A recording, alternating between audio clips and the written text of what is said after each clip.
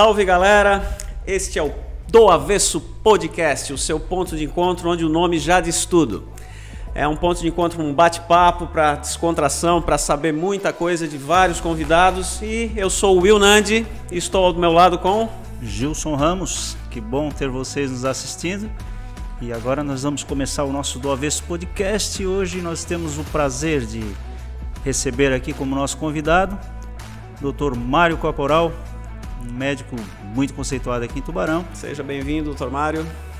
A satisfação é toda minha participar desse primeiro programa, né? Creio que vai ser muito agradável. Com esse certeza. Papo que nós vamos travar neste momento, e creio que Do Avesso vai ser um sucesso. O nome diz tudo, né? Nós vamos arrancar tudo que a gente puder do senhor, né? Perfeitamente. E o senhor já chega com uma... A gente conversando um pouco antes, o senhor é proprietário da Ecoclínica. Sim. Membro da Academia Tubaronense de Letras. Nós temos a Ecoclínica mais ou menos, vai fazer 40 anos. 40 anos. 40 anos. E uma instituição que tem aqui em Tubarão, tem em Braço do Norte, Jaguaruna e Capivari de Baixo. E todas as cidades que tem a Ecoclínica, ela atende com os mesmos exames? Todos os exames, perfeitamente. Tubarão, Braço do Norte, Jaguaruna e Capivari. E além da parte da medicina invasiva que nós realizamos, que são as biópsias da mama e da tireoide, né? São tudo profissionais altamente qualificados e que prestamos nosso serviço junto ao nosso povo, procurando servir da melhor forma possível, né? O senhor falou 40 anos, o senhor é um fundador da Ecoclínica? Eu sou um dos fundadores. Um dos fundadores. O primeiro pessoas que fundou aqui mesmo foi meu cunhado, Dr. Enéas Paulo Rocha, que veio a falecer num acidente em 1995, juntamente com seu filho, indo para Braço do Norte, a clínica de lá. Então a clínica surgiu com ele e posteriormente comigo. Ele é meu cunhado e trabalhamos junto por um tempo, mas houve essa fatalidade e nós demos sequência. E belo trabalho. Quantos anos de medicina, doutor Mário? Eu estou com 42 anos de medicina. É muito tempo. É bastante tempo. Eu me formei em Minas Gerais, na cidade de Barbacena. Mas o senhor é tubaronense, né? Sou tubaronense. Graças a Deus, da nossa região aqui, tão bela, né?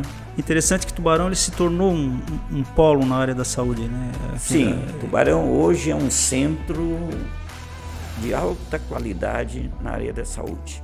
Hoje nós temos boas clínicas, bons serviços, muitos profissionais extremamente especializados.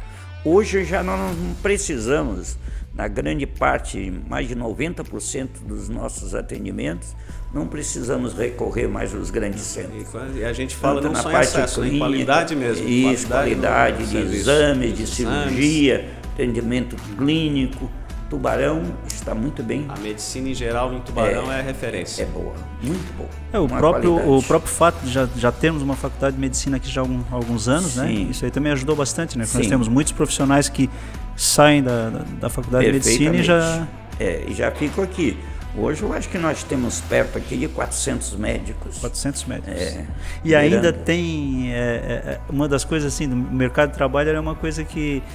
Temos 400 médicos e ainda tem espaço para mais médicos? Ainda tem espaço, porque cada um chega com uma especialidade, com uma atividade diferente. E isso vai agregando também, trazendo pessoas de fora, de outros municípios. Sim. E Tubarão se tornou um polo, né, de referência na medicina. É claro que a gente está falando na área de saúde, vamos dizer assim, a gente não gosta de ter que procurar médico, mas a gente sabe que a gente pode ter a segurança de que, se precisar, que a gente vai ter bons... Em cada área teremos bons profissionais, bons profissionais. Cada especialidade. Isso, porque nós estamos sujeitos a ter imprevistos. Claro, faz parte da vida, né? O nosso corpo é química. Nós somos assim, 60% água, o resto mineral. Exatamente. Então por isso que tem uma passagem na Bíblia que é muito precisa, né? Daquele tempo já, do pó vieste ao pó retornará. Realmente Se hoje nós somos cremados, nós comemos uma caixinha de fósforo. Uma Os caixinha. elementos estão todos ali, né? E ali tá os minerais que compõem o nosso corpo. Então, nós somos movidos pela água.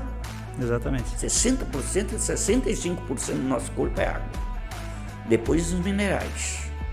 E mais sábio ainda foi Deus quando a Bíblia, na sua sabedoria, fala ainda que Deus soprou na narina dos homens o sopro da vida, o sopro da espiritualidade, que deu ao homem a capacidade da inteligência, senão ele não seria.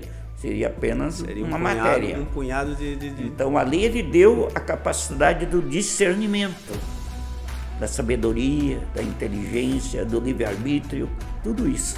Uma coisa que eu acho bem interessante no senhor, doutor Mário, é que a gente sabe que religião e ciência, né, elas, durante a história da humanidade, elas têm seus momentos de atrito. Isso. E eu acho muito interessante essa sua colocação, assim, que o senhor, sendo da área da ciência, da área da medicina, mas a religiosidade do senhor é bem aflorada, né? Uma coisa que é muito bem resolvida, essa parte. Conseguir encaixar as duas partes é muito eu consegui, ao longo da minha vida, existência, ter essa proximidade, né, com Deus e com a parte material, a parte espiritual e a parte emocional. Porque a ciência, como tu bem colocou, muitas vezes ela esquece um pouquinho, ela fica muito no exato. Sim. Ela quer formatado, né? Na caixinha. Formatado. Mas tem uma frase que diz assim: quando a fé se manifesta, a ciência se cala.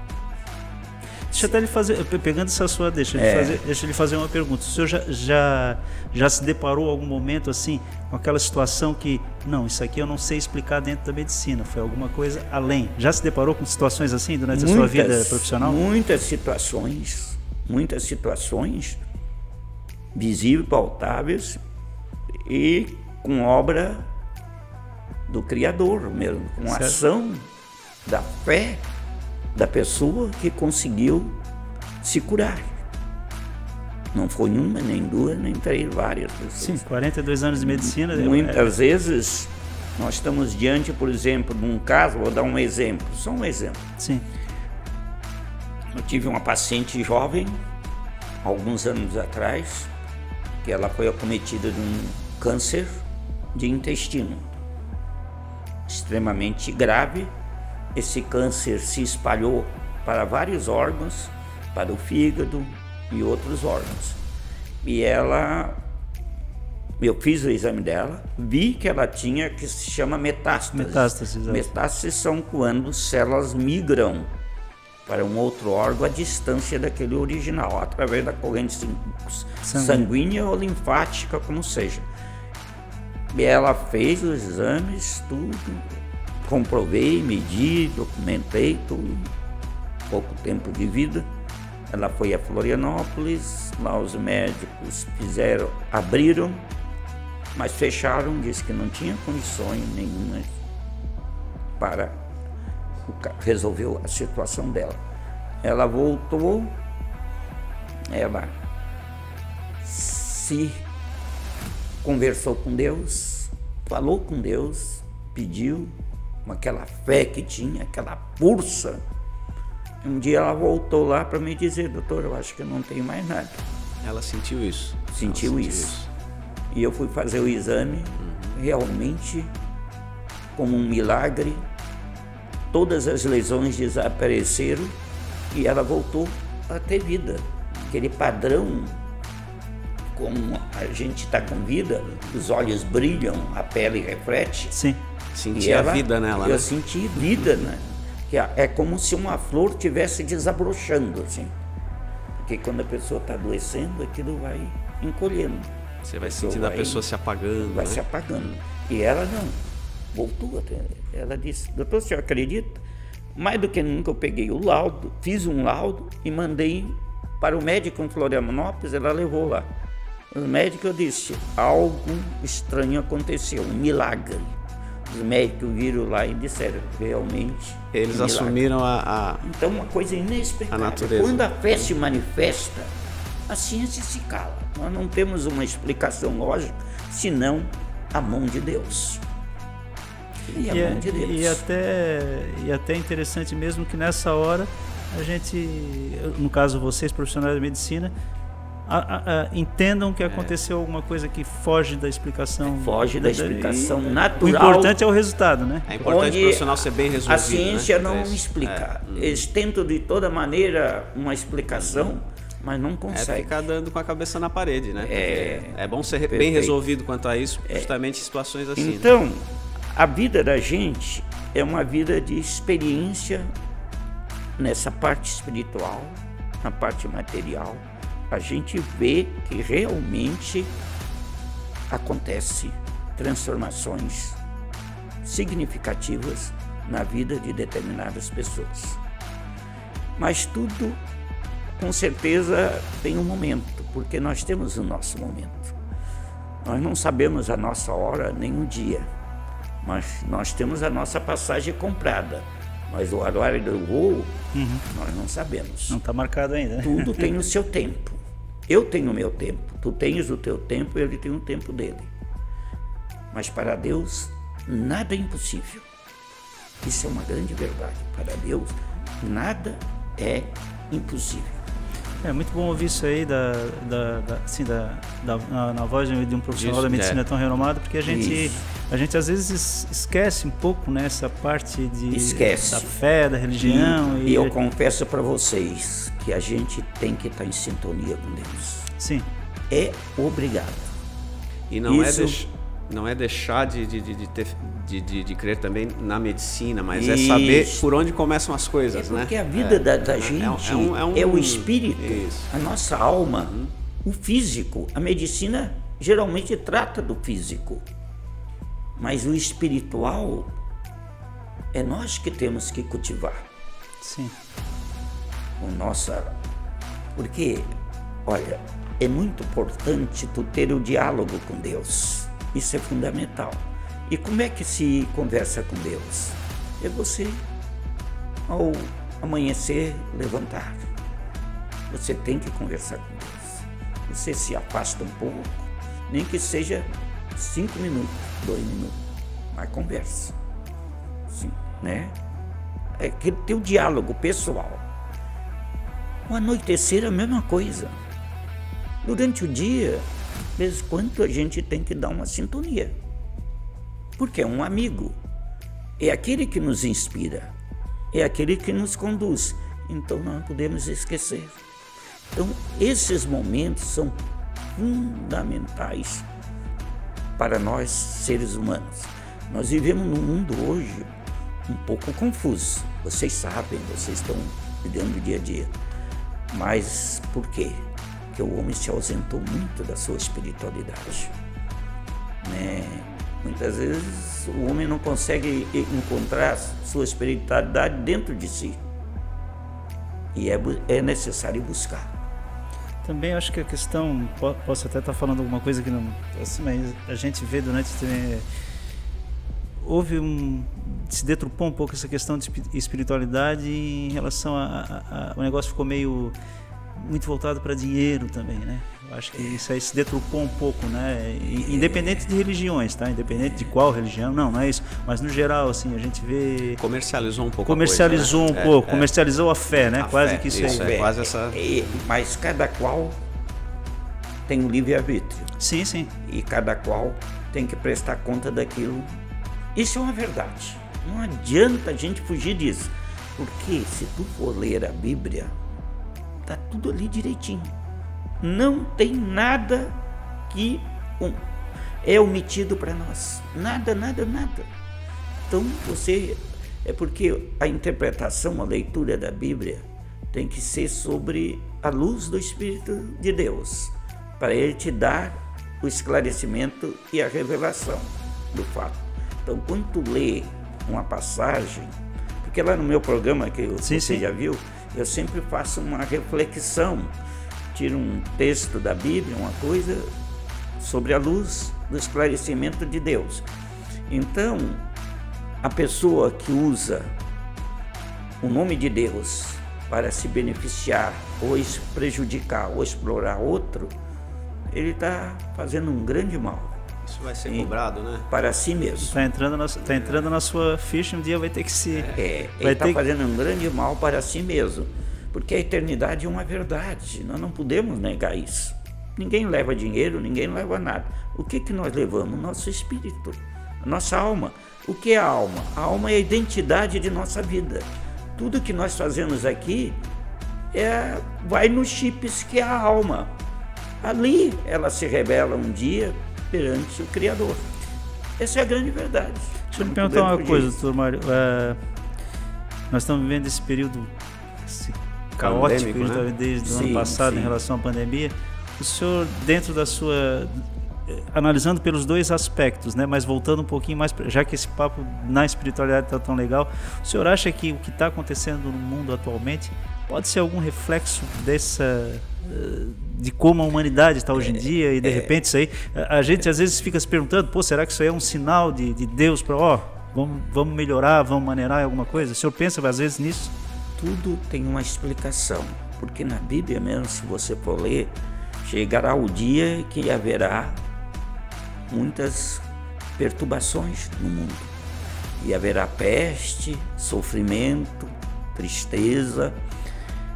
Nós não podemos chegar ao ponto de dizer que seja isso, mas tudo dentro da gente soa como algo aqui muito estranho, né? Muito estranho, e um exemplo muito grande para nós homens, que achamos que somos muito inteligentes e que somos capazes de dominar muitas coisas, dominar o espaço, tudo. Mas o que se passa é que o homem não consegue dominar um ser unicelular, microscópico.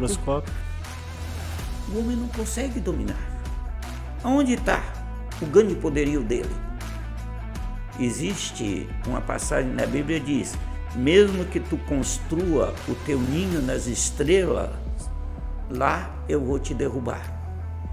O homem está querendo ir no espaço, mas ele tem um planeta riquíssimo, belo, magnífico, rico, harmonioso, uma beleza sem igual. O que o homem quer fazer no espaço se ele podia preservar, empregar tudo isso? Os nossos rios, o mar poluído, respeitar e empregar bem, né? Bem para a vida. Todos nós poderíamos viver harmonicamente. Esse momento parece que ele foi uma puxada, uma chamada para o ser humano aprender a viver de uma maneira mais certamente equilibrada. Todo mundo vai sair, não diria fortalecido, de certa forma fortalecido, mas com alguma lição, né? Com alguma lição. Todo mundo vai... Alguma coisa nós vamos aprender. Esse momento vai ser útil para alguma coisa. Nós estamos aprendendo. Isso diz assim: o recuo sempre é motivo de subida. Então, esse recuo que nós vamos ter é para o homem retomar. Seja para pegar impulso, né?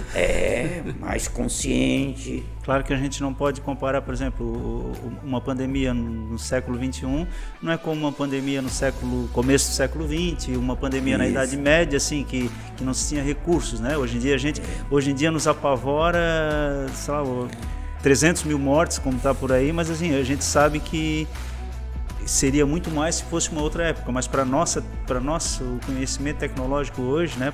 E é justamente é muita coisa, né? É justamente o que dá uma balada dá uma balada, porque a gente sabe que tem conhecimento, tem tecnologia, mas e não ainda está dando assim, conta. Não está dando conta. O homem pensou que já sabia tudo.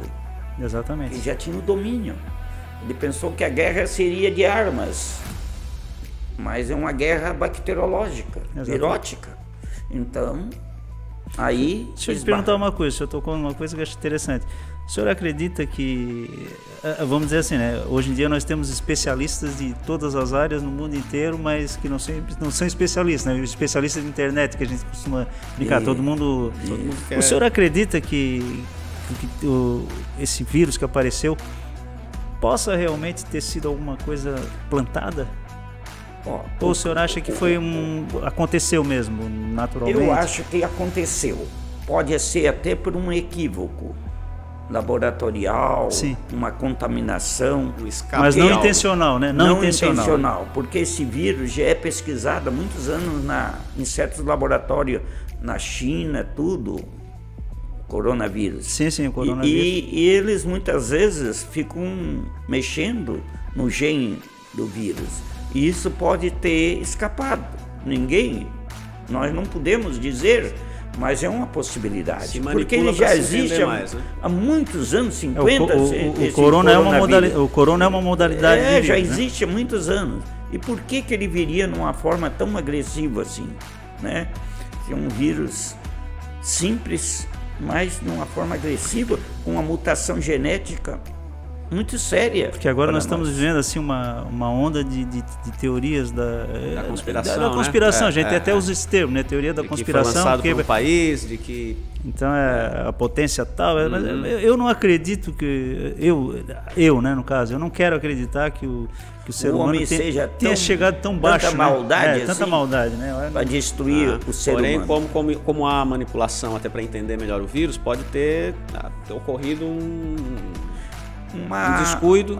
Um descuido e aquele vírus manipulado escapou e agora veio tão pode potente, acontecer, tão forte, porque né? pode fugir, é uma coisa microscópica, não se vê. Pode ter acontecido isso. O senhor na área da saúde, como médico no Brasil, como é que o senhor acha que está mundialmente também no Brasil? Como é que o senhor está acontecendo algum erro de estratégia, na sua opinião? Porque a gente sabe também que começou essa questão de polarização, que se misturou muito a política com, né? Então se aproveitou o momento para fazer isso aí. Mas foi boa pergunta, porque eu tenho meu ponto de vista. Eu quero colocar aqui o meu ponto de vista, que eu venho acompanhando isso há um ano e pouco. Desde quando surgiu, eu venho acompanhando essa situação da coisa. Na realidade, a nossa situação poderia estar melhor controlada. Se o homem nós abraçássemos os médicos, todos os que são responsáveis pela saúde no Brasil, que a tentativa de tratar precocemente os pacientes. Precocemente. No primeiro, segundo, terceiro, quarto dia. Eu sempre fui favorável. Porque não tem comprovação científica. Mas nós temos que fazer a nossa comprovação científica. A medicina toda, a vida foi assim. A ciência foi assim. Quando, na época passada, a tuberculose não tinha medicamento, o que os médicos faziam? Levavam os pacientes para o alto da serra, em sanatórios para curar. Quando tinha sífilis, se usava bismuto, outras doenças se usou arsênico, se usou as drogas que dispunham no momento para salvar vidas. Então, eu tenho o meu ponto de vista. A hidrocloroquina foi um grande dilema nesse início, porque o presidente levantou a hidrocloroquina e disse: esse é o medicamento que poderia resolver a situação. Mas tu sabe o que ocorreu depois disso? Foi aquela avalanche de contradição. Mas só que a hidrocloroquina, nós temos há mais de 50 anos na medicina. Nós usamos a hidrocloroquina na malária, na artrite reumatoide, no lúpus eritematoso. Foi tratada a vida toda sem maiores complicações. Nós sabemos que a hidrocloroquina, ela é tóxica em alta dosagem. Alta dosagem. Aí sim pode dar problema. Mas todo medicamento tem a sua contraindicação. Qual o medicamento você vai ler a bula, vai ter contraindicação. Então foi aquela avalanche. Isso prejudicou muito a sequência do tratamento, da precocidade, porque eu acho que o tratamento precoce é importante. Tanto que depois da hidrocloroquina surgiu a ivermectina. Depois surgiu outros produtos. Mas já está provado que colegas que usaram por esse Brasil afora e fazem o tratamento protocolo básico, deu bom resultado. 70% dos pacientes desses colegas que eu tenho contato, que eles fazem instituir o tratamento precoce, eles tiveram 70% a menos de complicações. 70% a menos de óbito, de internações, de intubações dos pacientes. Então, nós não podemos nos prender numa crise dessa, onde nossa vida está em risco, porque nós temos que defender a vida e não a morte. Fazer homenagem para que depois que morreu, não resolve nada. Nós temos que lutar antes da morte, antes a vida. Nós temos que acender velas para a vida. E como vamos acender velas para a vida? Dando o que nós temos em nossa mão, aquilo que Deus nos outorgou, as substâncias químicas que existem. Não é 100% para alguns, mas é 70% para outros, é 80% para outros, é 90% para outros, é 50% para outros. Mas fazer evita uso, né? Fazer uso. mais dá resultado. Por que Agora, a Organização Mundial de Saúde boicotou tanto essas substâncias? Qual foi o critério para isso? Aí que está o grande problema. E tirou essa autonomia do médico de estar... Até porque eu acho que um médico, ele não vai, a partir do momento que existe essa restrição por parte da Organização Mundial de Saúde, o médico não vai chegar e prescrever se der algum problema. Pô, mas tu fosse avisado. Como a gente disse, se queimar, né? Se queimar, exatamente. Eu posso garantir para vocês, depois que passar tudo isso, vocês vão ver a avalanche de artigos que vão surgir contando toda a realidade. Porque houve, como você falou no início, uma briga ideológica. Sim, sim. Não só Brasil, né? Não só Brasil, mundo. Organização Mundial de Saúde, uns cientistas aprovando o tratamento precoce, outros condenando. Mas na grande realidade, quem usa tem bom resultado. Foi uma briga ideológica que respinga porque no indivíduo, todo medicamento, né? Eu quero dizer para vocês, é 100% para as pessoas. Sim. A pessoa tem câncer, faz a quimioterapia, não surte efeito nenhum. Para outro surge e cura, resolve, dá uma sobrevida maior. Então, eu sou favorável e defendo o tratamento precoce como uma garantia até emocional para o paciente, para fortalecer o seu fator imunológico. Porque quando você é cometido numa doença dessa, que você fica abatido emocionalmente, encolhido, você tomando um medicamento, você se sente protegido e a tua imunidade tende a aflorar e a luta também. Por isso que se fala tanto também da vitamina D, né? Porque se você deprime a humanidade com medo, emocionalmente abatido, ela é o soldado morto, quase que vencido. Eu acho até que já existe alguma experiência científica, em algum momento na história da medicina, que o próprio placebo fez com que a pessoa resolveu. Mesmo com placebo a prova disso, questão mental, né? Claro, determinadas doenças eu acho que eu não acredito. No momento desse, você está numa avalanche de notícias desagradáveis. Você ficar desamparado, muitas vezes até um copo de água, se disser, este tal milagre vai resolver a tua situação. É aquela história, mente sã, corpo são, né? Isso. A sua cabeça também. Sim. Então eu defendo e continuo defendendo que nós deveríamos e devemos fazer o tratamento precoce. O paciente sentiu, primeiro, segundo dia, terceiro até o quarto dia, entra com medicamento, para ele se sentir protegido. Amparado, né? Amparado. É como se colocasse uma armadura nele contra o inimigo.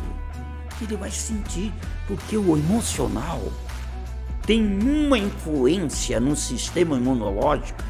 Quem defende o nosso corpo contra as enfermidades é o sistema imunológico, a nossa defesa, a nossa reação. Se você não tem reação, o inimigo te abate. Que são os micro-organismos? Nós temos aqui dezenas, centenas de micro-organismos voando aqui, parado aqui, mas nós rebatemos todas. O que mantém o ser humano na Terra é a imunidade, né? É a imunidade. Então, se você recusa a única arma que tu tens, você se sente desprotegido. amedrontado, correndo do bicho. E quando o bicho vai me comer. E você recorre ao médico, o médico, como nós falamos, tem aquela limitação Muitas de vezes estar está sendo podado, impedido, né? sendo podado. Ele fica com receio também. É o nome dele que está em jogo também, né? Tem uma situação delicada, né? Eu, como médico, pessoalmente, sou favorável. Eu sinto isso, é aquilo que eu falei para vocês, eu sinto que isso ajuda. Eu sinto isso. Também já tem relatos, como o senhor falou, de profissionais, amigos seus. De colegas meus que usam, que estão muito satisfeitos, felizes com as vidas que eles salvaram. E esses números vão sendo jogados para baixo do tapete? O que acontece, né? Olha. Vocês vão ver muita relato, muito trabalho sendo publicado. Depois que tudo passar. Pós-pandemia. Pós-pandemia. Se bem que a chegada das vacinas também agora, né? Que já tem, acho que umas... Vacina é um outro dilema também, né? Mas assim, a chegada da vacina, ela vai dar uma amenizada. Ela vem agora porque a pessoa, como eu digo, recebe a vacina, a pessoa já se sente fortalece, mais, né? Fortalece. Então, gente, tudo que vem para ajudar, nós não podemos recusar. Sim, exatamente, não dá para recusar nada. O Bolsonaro é o presidente do Brasil. Quando ele levantou aquilo, ele levantou com um coração puro, limpo. Sim, exatamente. Tentando querer ajudar o seu povo. Então... tirando a questão ideológica que é muito forte, muito marcante, né, nesse momento, né, eu acho que a gente tem que... Se ajudar. Deixa eu até lhe perguntar uma coisa, assim, já que nós estamos falando da questão de pandemia, eu sei também que o senhor é presidente do Hercílio Luz. Sou presidente de honra do Hercílio Luz. E o senhor já foi presidente do clube mesmo, né? Já fui de forma transitória, mas eu, como sou muito ocupado, eu nunca quis ocupar o cargo diretamente de presidente, porque é uma função muito trabalhosa e a gente exige dedicação, né? E até estou lhe perguntando isso porque a gente sabe assim que o momento que o futebol está passando no mundo, né? É a pior crise que eu já vi. Eu acho que não tem precedente, né? Dentro de uma instituição esportiva, o futebol, como algumas outras, está passando uma crise muito grande financeira, porque ele deixou de arrecadar. O Hercílio é interessante, né? O Hercílio ele subiu para a primeira divisão nessa temporada. E há 2 anos atrás ele anunciou a venda do seu estádio e o início da construção de uma arena. E de repente estourou essa pandemia toda, ficou uma coisa... Prejudicou bastante, complicado. Prejudicou, né? Tanto que o orçamento do Hercílio era 1 para a construção do estádio. Sim. Ele já ficou mais 40% mais caro.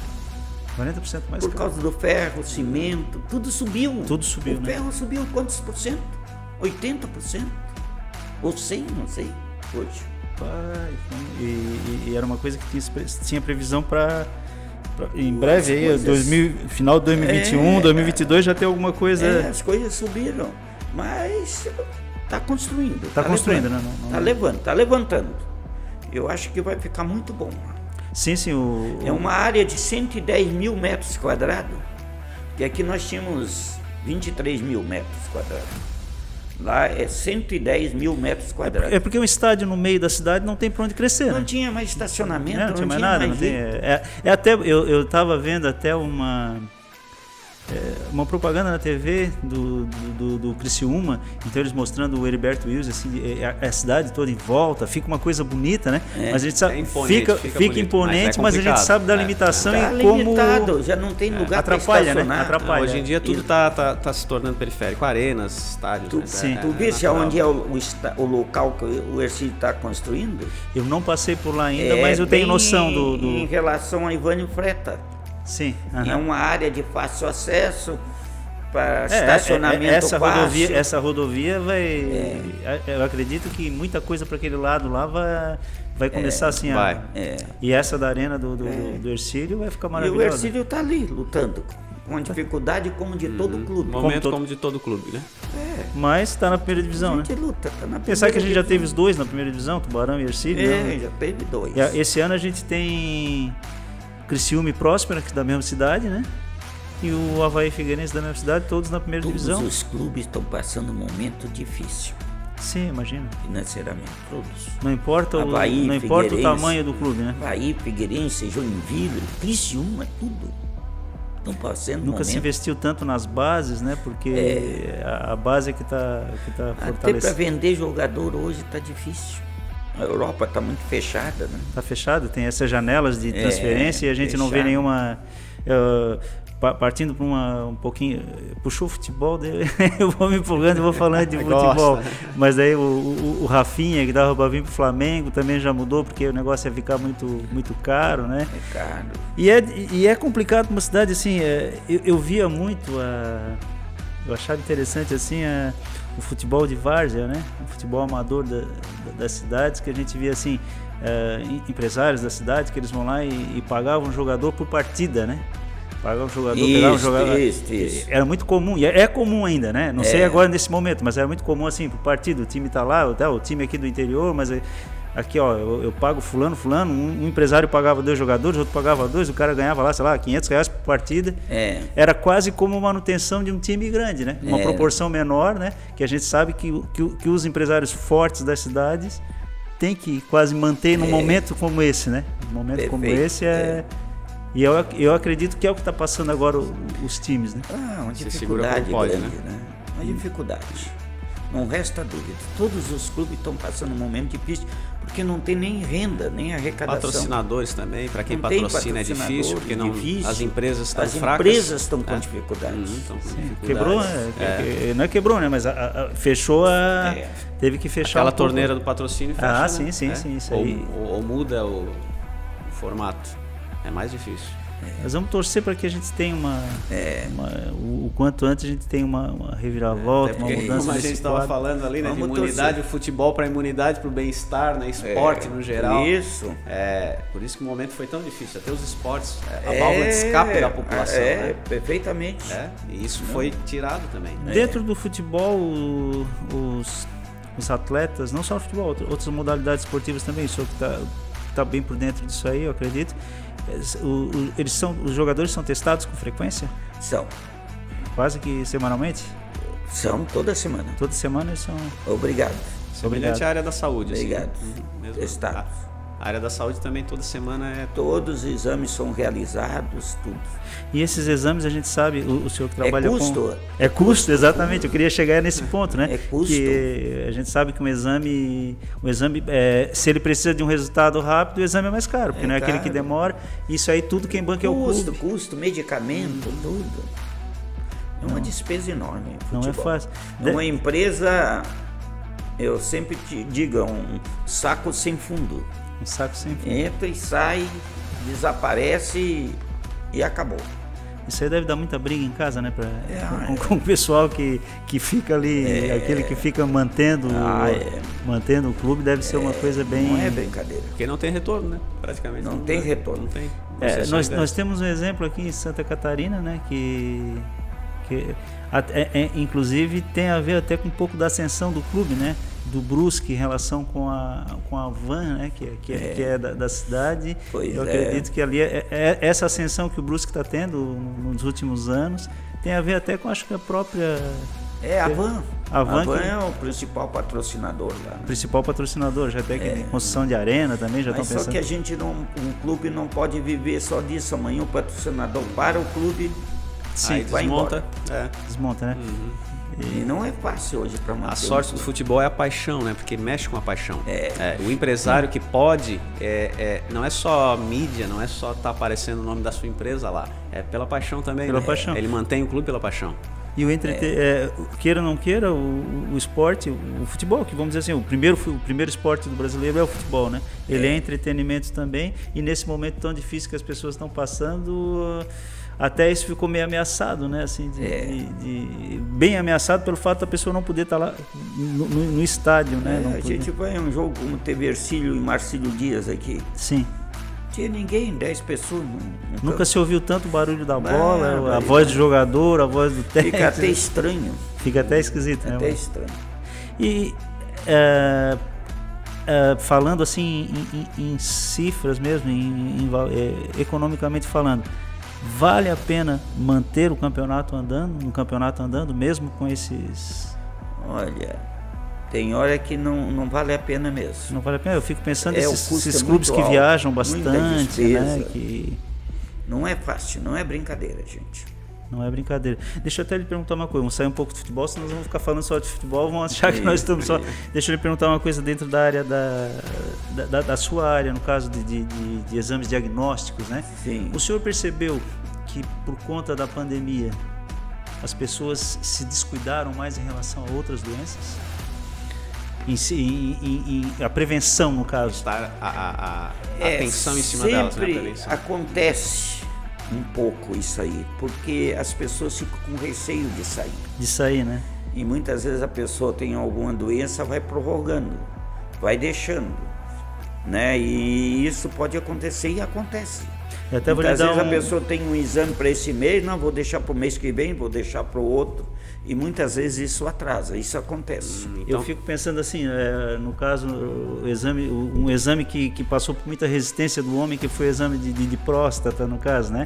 Que já foi assim, acho que durante os últimos anos, décadas até, houve uma conquista por fazer com que o homem tomasse mais cuidado, a questão da prevenção.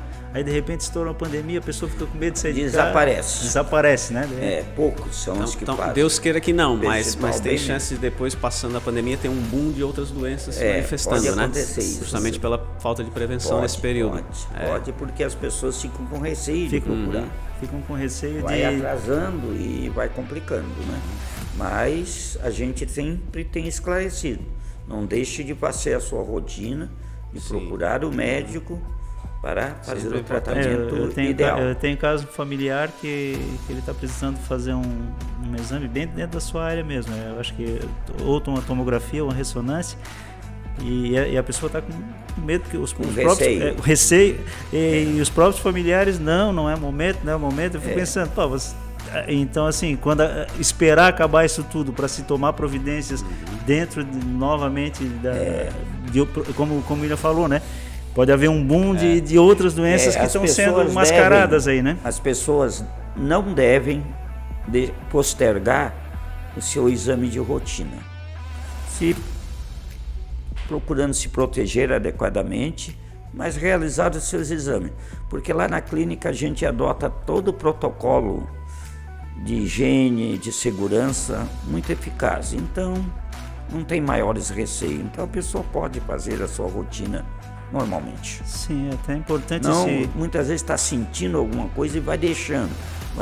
Não, sente, procure o médico, porque muitas vezes a outra doença pode agravar. Escapa do Covid e aparece um tempo maior ainda, né? Aparece outra coisa. Tem que ter cuidado. É interessante esse momento a gente poder conversar com o senhor para as pessoas que nos assistem. Para isso é importante. Eu deixo essa mensagem, né? Não deixe muito para amanhã o seu exame que você precisa fazer hoje. Se cuide, né? Nós estamos já quase conduzindo para o final, né? E o Dr. Mário falou que tem um programa também que apresenta, né? Sim. Eu queria que falasse um pouquinho mais, até para chamar a atenção do pessoal para estar ouvindo. Sim, eu tenho um programa na Rádio Tubá chamado Saúde em Foco. Todo sábado, às 9h30 da manhã. É ao vivo, né? Então ali a gente bate um papo sobre sobre uma reflexão espiritual e sobre também um pouco sobre doenças, como prevenir, como tratar, os sintomas, diagnóstico, orientação, tudo isso a gente fala um pouco. Fala um pouquinho da anatomia, da fisiologia, explica para a pessoa, porque uma pessoa muitas vezes tem uma dificuldade. O que é um estômago? O que é um estômago? Onde fica o fígado? Às vezes a pessoa pensa que o fígado está no lado esquerdo, mas o fígado está no lado direito, embaixo das costelas aqui. Às vezes sente uma dor e não sabe. Não sabe onde é. Então eu pergunto, o que é o estômago? Mas o estômago o que é? O estômago é uma bolsa. Qual é a capacidade de um estômago? Cabe quantos litros? 5 litros? 4 litros? É isso. Então o estômago tem uma capacidade, quando ele está contraído, uma capacidade assim de 50 ml, 60, 70 ml. Mas quando tu vai se alimentando, tem gente que come 2 quilos, 3 quilos, 4 quilos, toma até uma caixa de cerveja, A capacidade limite, né? de estendendo é grande. Ele pode chegar em 200 ml, 500 ml, estende bem, 600, 700, 1000 ml, porque não é uma estrutura músculo, mucosa. Ele é uma estrutura muscular e por dentro é revestido com uma mucosa, vamos dizer, uma estrutura assim brilhante, rósea, que possui por trás dela glândulas que produzem o ácido clorídrico, que produz a pepsina, a gastrina, que são enzimas gástricas que vão fazer a digestão. Quando nós ingerimos o alimento, por que ele sai digerido? Ele é obrigado a sofrer a digestão para absorver os elementos que nós ingerimos. Senão, proteínas são eliminadas, vitaminas são eliminadas, e tudo assim sucessivamente. O senhor falou que o seu programa é ao vivo. Existe interação?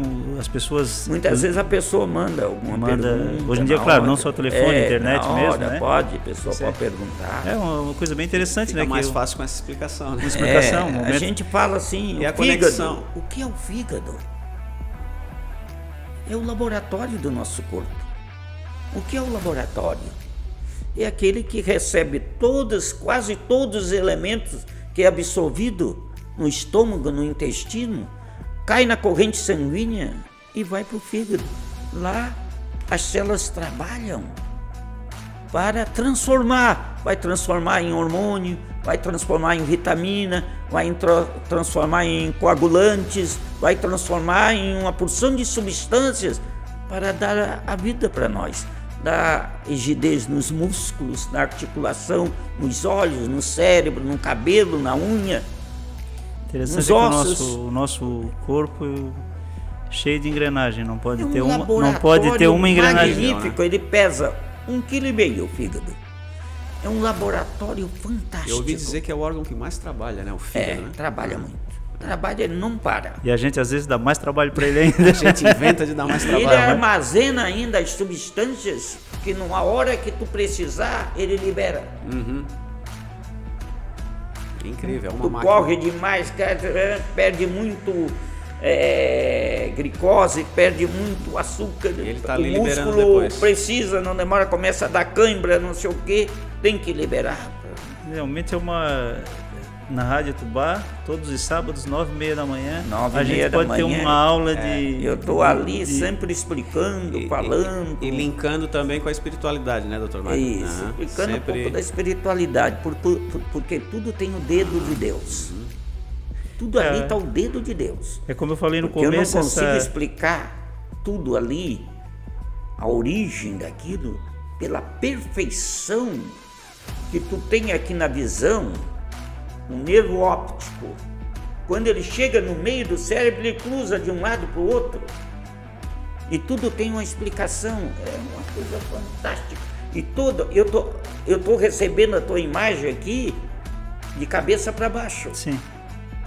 Lá na retina do cérebro, ela é invertida. Porque senão tu vira de cabeça para baixo, mas tu vê que tu tá nessa posição. Eu fico de cabeça para baixo, olho para ti, tu tá ali, ó, sentadinho. É uma coisa incrível. A visão, a imagem que eu recebo de ti agora é invertida. Sim. Mas lá na retina, ela reverte. Ela reverte, exatamente. Vocês estão notando? Coisa fantástica, não é? O corpo humano é fantástico. É como eu ia falar ainda há pouco, assim, que se a gente for fazer assim usar a palavra que é bem usada, linkar, né, que a gente tinha conversado no começo, a gente vê assim que tem coisas que parece que fogem um pouco da nossa, a gente não consegue assimilar. Da nossa inteligência. Da nossa inteligência, se a gente não fizer uma conexão com Por isso maior, que né, com um ser maior. Ficam loucos, doentes, porque eles tentam chegar no auge, mas nunca vão conseguir. Nunca vão conseguir, exatamente. Não tem condições. Isso é um mistério muito grande. As nossas células se multiplicam diariamente, se transformam, células da pele, tudo, né? Todo o organismo multiplicando sempre. E não só nós, seres humanos, né? Todos os seres vivos. Todos os seres. Tu olha os pássaros, eu estava olhando ontem na praia, o João de Barro lá fazendo um ninho, fazendo aquela casinha dele, os dois trabalhando, um vai lá, o outro pega, vai socando aquilo lá, e ele sabe perfeitamente como que tem que fazer. E a natureza sempre dando Ninguém lições, ensinou para ele. Ninguém ensinou instintivamente vai. Então, Mário, a gente já está chegando assim no nosso, né? Nosso final Foi do uma nosso. aula hoje Foi uma aula. A gente virou avesso. Eu não sei se a gente conseguiu usar o nome do podcast mesmo, do programa. Nome, né? Esquecemos de falar, depois outro dia nós vamos falar um pouco sobre a Academia Tubaronense de Letras. Sim. Sobre nós comentamos o que nós escrevemos, o que deixamos de escrever. Não vai faltar oportunidade. Outro dia nós vamos voltar aqui e bater esse papo informal, certamente. Mais algumas coisas, mais algumas novidades. O senhor é nosso convidado, Aí, sem dúvida. Eu espero que o senhor tenha gostado de ter participado aqui conosco. Eu acho que o bate-papo foi bem. Para nós foi super interessante. Uma aula em áreas que a gente não tem tanto conhecimento. E a gente espera poder contar com o senhor num outro momento. Um dia. Vamos convidá-lo certamente. É isso aí. Muito obrigado, doutor Mário. Esse foi o Do Avesso Podcast. Valeu. Um abração.